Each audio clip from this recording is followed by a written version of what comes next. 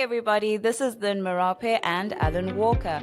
Welcome to FinTalk, the podcast that covers all things fintech and YD Pay.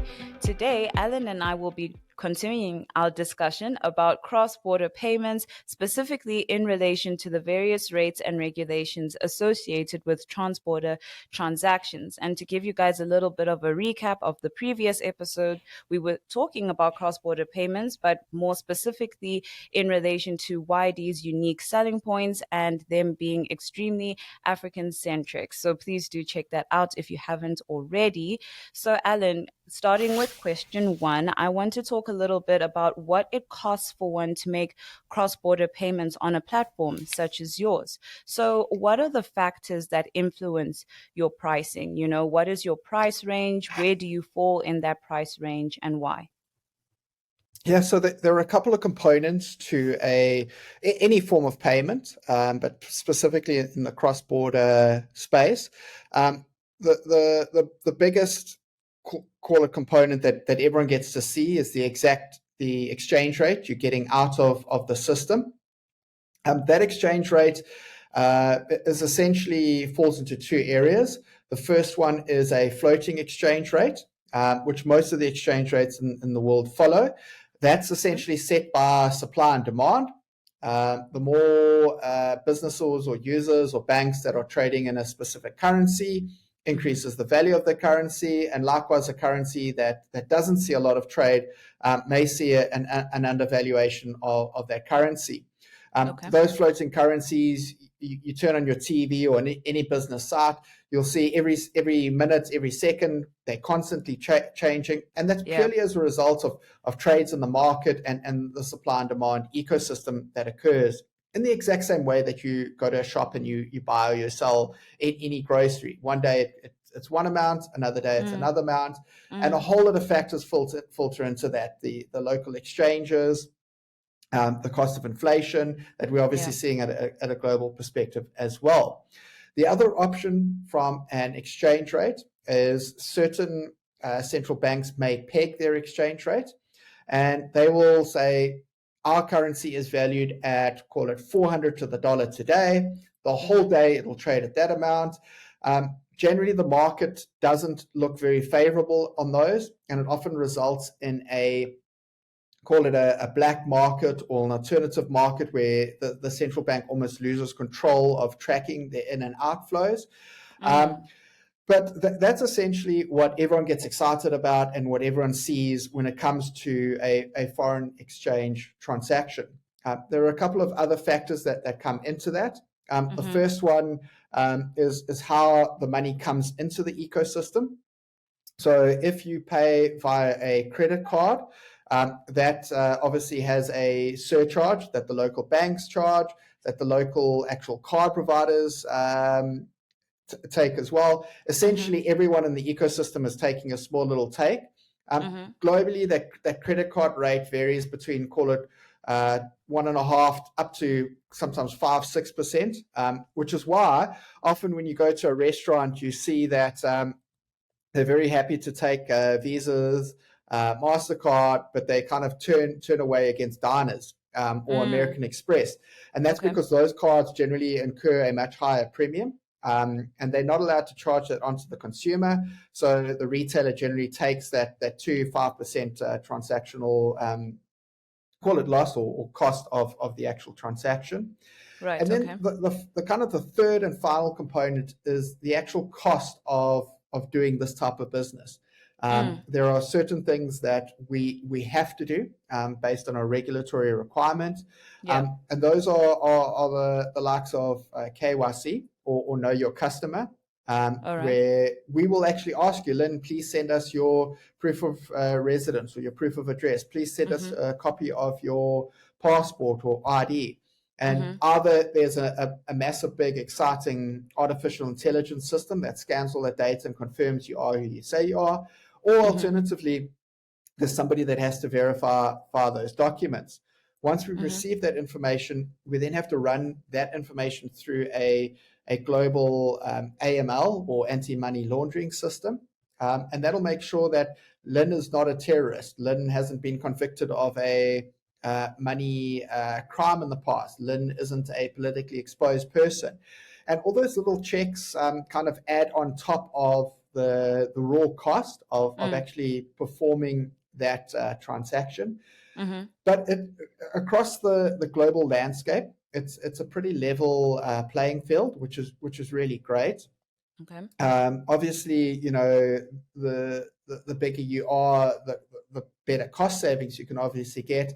But we're talking about fractions of a percent. Ultimately, where we can control is what the exchange rate we receive from our trader, and what we prepare to offer the customer to obviously cover our costs, but more importantly to maintain an element of competition and making sure we're able to price ourselves incredibly well. Mm-hmm. The difference we have on our platform is firstly we've built it incredibly lean.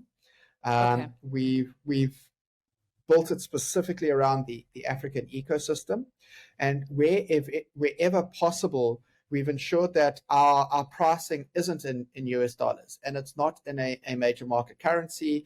We're able to obtain local pricing for some of these services, and we've passed those directly onto the customer, which is why we're sometimes 5, 10, 20% cheaper than what the market's offering on some of these call it currency swaps. Okay.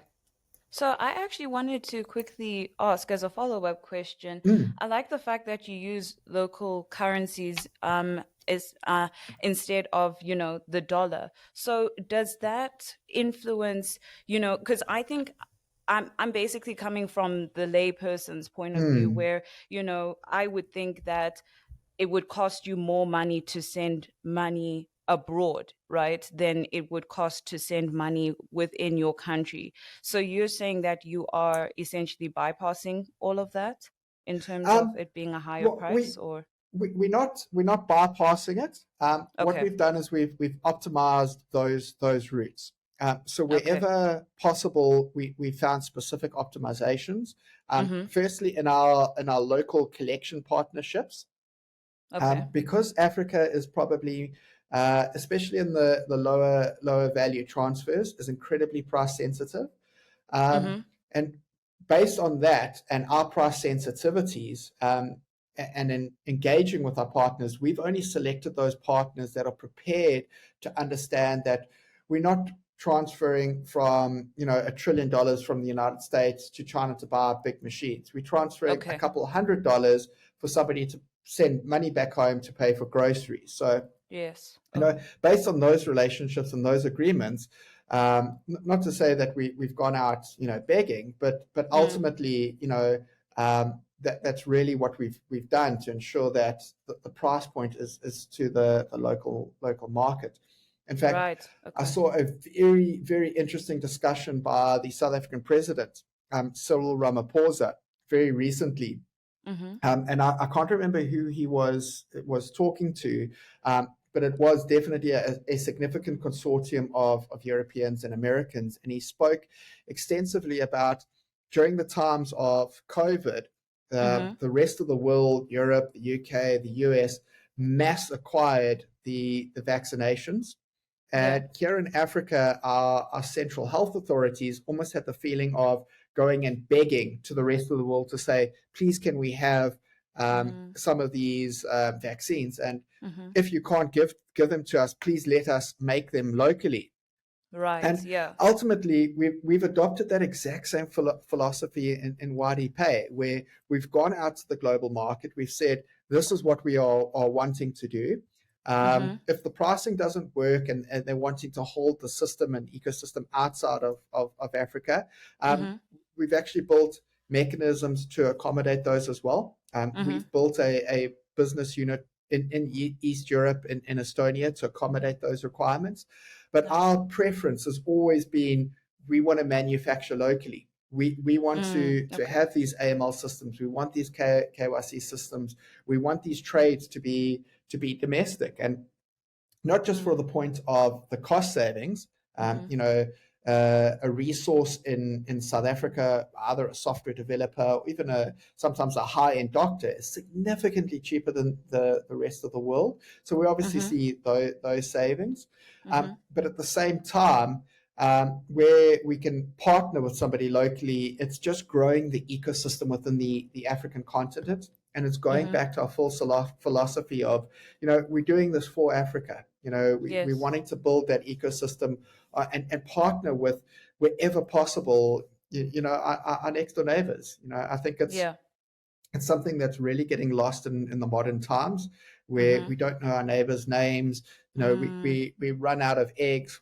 We'll drive 50 kilometers to go get eggs instead of walking next door and knocking on the door. And Yeah. we're a big advocate of, we're knocking on those doors. We're wanting all the partners, but especially where we can partner with an African provider, that really gets us very excited. That gets me excited as well, because I also think about, the current state of the economy and how that would really improve the economy in terms of job creation, in terms of skill enhancement and stuff like that. So before we go any further, guys, that would be a great time to take a little bit of an ad break to hear from our sponsors, YDPay. With over 15 years experience in African solutions, YDPay sources the best rates without hidden fees, all while ensuring that your data is secured and protected within their global technology stack. Built with the best-of-breed technology solutions with inbuilt compliance, banking, and reporting frameworks, YDPay's service-based framework provides multi-currency pay-in and pay-out solutions for both fiat and blockchain solutions. Getting started is as easy as 1, 2, 3. Register on the YDPay platform, upload your identity and residential documents, and voila, you're ready to send and receive payments in 40 currencies. Sending and receiving money has never been this quick and easy. So what are you waiting for? Start transacting today. This message is sponsored by YDPay, the safest and easiest way to connect with Africa. Now, back to the show. And we're back. So, whilst the concept of cross-border is easy enough to understand, behind the scenes is anything but, especially when it comes to the regulations now. You said in the previous episode that, South Africa, insofar as Africa as a whole, has, the strictest regulations when it comes to forex and cross-border payments and all of that. So, can we spend some time exploring, firstly, the forex regulations that operators face? Yeah, so that's probably the $1 million question, and essentially, some of the fines that have been handed out to some of the players in the industry, it quite literally can be a $1 million question. Okay. The biggest challenge we have in Africa, unlike the rest of the world, so Europe has the European Central Bank, with the exception of minor variances in certain jurisdictions and countries. It's essentially one set of rules to follow, which makes it quite, I don't want to say easy to play the game, but it oversimplifies a lot of the constraints. Okay. Here in Africa, firstly, every country tends to have their own set of regulations. The vast majority of them are aligned with each other. But the biggest challenge is sometimes within a local jurisdiction, there is competing legislation as well. So going back to South Africa, obviously being some of the most stringent requirements, many of those foreign exchange regulations are in fact set by the South African Reserve Bank, which dictates how you need to report, who you need to report to, what type of transactions you're allowed to do, what type of transactions you're not allowed to do. But at the same time, we've got a number of agencies that operate within the same ecosystem. So we've got the concept of the Financial Conduct Authority, and they also have their own set of rules as to what data you can collect, how you need to handle that data, how you need to perform a financial transaction, what that financial transaction reporting data needs to look like. And specifically on recent times with the advent of the blockchain and cryptocurrencies, the FCA is actually publishing their own set of rules that is probably slightly ahead of the Reserve Bank, which means that we're going to have a situation potentially where we've got a foreign exchange transaction, because cryptocurrency needs to be seen as essentially an alternative to any other major currency, and the FCA having their own set of rules compared to our Reserve Bank. So it's a very interesting period. But throughout Africa, we've seen time and time again that specifically from a regulation perspective, things change overnight. Namibia one day will peg their currency to the US dollar. The next day, they decide to float it. Zimbabwe has gone through as many currencies as they have leaders in the last 20 years as well. So it's an incredibly fluid ecosystem. It brings its own set of challenges as well. But simply following those regulations is not just a full-time job. It's a team that needs to do that. And particularly with Africa, the differentiator we have with YD Pay is we've consulted with the best subject matter experts in those regions. Okay. And ensured that we've sought the most stringent legal opinions as to what needs to be done, how it needs to be done. And we're constantly challenging those and constantly evolving to ensure that we meet those regulations as well. But it's foreign exchange transactions in Africa compared to the bull riders in the United States and Texas. Yeah. You're holding onto that bull and it's bucking one direction, it's changing another direction, it's suddenly stopping, it's suddenly going, and you need to make sure that you've got the right skills to hold on to that bull as it's moving around all over the place in Africa. So it's incredibly exciting, but really the one thing we bring to the table is we see those regulations as part and parcel as what we do. We're not prepared to go around them. We're not prepared to go through them. And our partnerships aren't just at a payment provider level or bank level. We see the local governments as our partners. We've had amazing calls with here in South Africa, the FCA, the Reserve Banks, Nigeria with the SECs, with the Ghanaian central banks. And we're fully embracing their ecosystems. This is Africa. When I come over to your house, Lynn, I knock on that door, I introduce myself, I say who I am. We sit down. We're all about building this together. We don't want to make a quick buck for the sake of making money. Having those right reporting, those regulations, although they often a hindrance to business. They do a lot of good as well. They're preventing, or trying to mitigate the risk of terrorist financing. Here in Africa, we're not immune to that at all.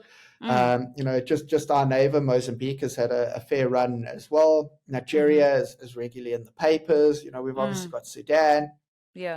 So from that perspective, adhering by the rules as a better part of the whole, as opposed to just making money and leaving as well. In the same way, money laundering, everyone makes a little bit of money at the start, but at some point that those wheels do come off. And unfortunately, the ones that are left trying to drive that broken down vehicle are essentially, the guys sitting in Africa. FTX was a pure example of that. We've seen a number of articles where just prior to that crash, there were massive withdrawals from some of the wealthiest companies, some of the wealthiest individuals prior to that crash. Obviously, I don't want to say they had insider knowledge, but it's amazing that prior to the crash, the wealthy tend to still be wealthy, whereas the rest of us in Africa were left kind of handling the junk of those FTX tokens.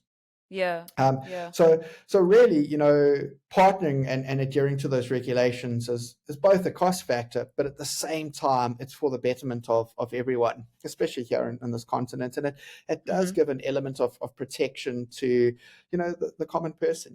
We don't want to fall foul of the FCA. We want to adhere to their requirements. So just from that perspective, what's kind of good for everyone is kind of good for all. Obviously there are providers out there that do cut corners, And it's not to say, we're going out and reporting them, but we just want everyone that is performing a transaction, do a bit of due diligence. Google if their CEO has ever been taken to court, or Google if they've ever been sued by a local regulator, or they've had fines. Not to say that it doesn't happen to even the most hard team that want to tick every single box. But ultimately, you can tell generally if a payment gateway is cutting corners, because they're just not asking for the right data. They're not asking the right questions, and you didn't have to provide appropriate AML and KYC information. Right. So basically, if something seems too good to be true, then it probably is. And it Exactly. definitely sounds like these rules and regulations, while stringent and while they might be complicated and ever changing on a daily basis, it really is important for even, the end user to be aware of, everything that's happening on the back end. So, you had already mentioned, Googling the CEO, doing a little bit of due diligence in terms of, do I really trust these people with my money and things like that. So other than that, would you say there are other forex regulations that you would suggest a typical user of YD Pay should be aware of? Yeah, I think what's particularly important is how those funds are being collected. Okay. So generally, cash is a great in terms of liquidity in a market, but generally you should never be paying cash out for a cross-border payment and receiving cash. We've got that completely disabled throughout our entire ecosystem. It tends to do a lot more harm than actual good. Also, at the same time, it's very important when you are performing these transactions is to be a little bit understanding. Sometimes the compliance teams may ask questions that you may not be expecting. So a good example is often somebody has especially in Africa, they have what's known as their common name. They've grown up with it. All their friends and family call them by that name. In fact, as far as everyone's concerned, they don't have any other name that they're known by.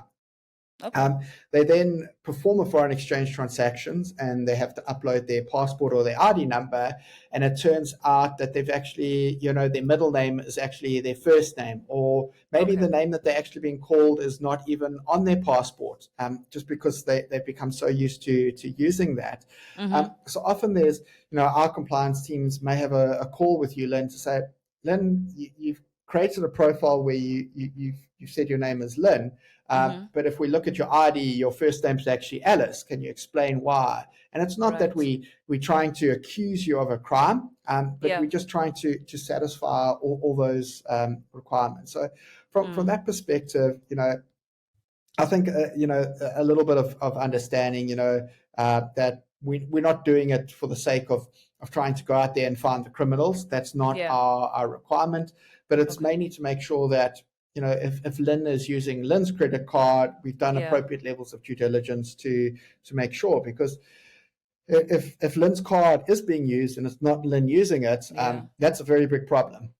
Yes. I can definitely agree. And, speaking as an end user, I definitely like it when whatever companies, even outside of the fintech space, do Google, for instance, when you have to do that extra verification every single time, or if you just log into your Gmail account using another device and it, asks you to confirm this and that, it really does create that safety net and gives you that peace of mind as the customer. And especially when money is concerned, I personally feel like you can ask me any and everything that you need to. I know, but money's a strange thing. If somebody does a significantly large transaction, we often have to request source of funds. We need to make sure that it's valid. And all major transactions globally have the same requirements. It's not unique to YD Pay. If you perform a significant transaction on your bank account, often your bank, they should be phoning you, or you should get an SMS that something out of the norm happened. Is this definitely you? And it's them ultimately, firstly trying to protect their ecosystem, but more importantly, just making sure that everyone's playing above the kind of ball, or playing the right ball sports, as opposed to kind of picking up the rugby ball in the middle of a soccer game. Yeah. You know, we're wanting to have a clean game, and as I said before, it works well for everyone involved. And I'll be the first to say sometimes mistakes do get made. Sometimes we'll phone Lynn, we'll get you on a bad day, 2 days before your credit card just got cloned, or they put petrol in your car instead of diesel. And the last thing you need is somebody to phone you and say, your ID it's not consistent with what we've received. Please explain the name difference, Yeah. But it is the nature of the game, and we've got an amazing customer support team that facilitates those level of discussions. And more importantly is, we're not a company that is going to hide behind email boxes. If you ever wanting to chat to a person, you can contact us at info@ydpay.com, requesting those meetings, requesting those time, and we'll make sure you chat to an actual human being. I think artificial intelligence is great. I think it's wonderful that these websites that you can log on and ask 100 questions and get 80% there. But sometimes when it comes to my money, I actually want to physically chat to a person.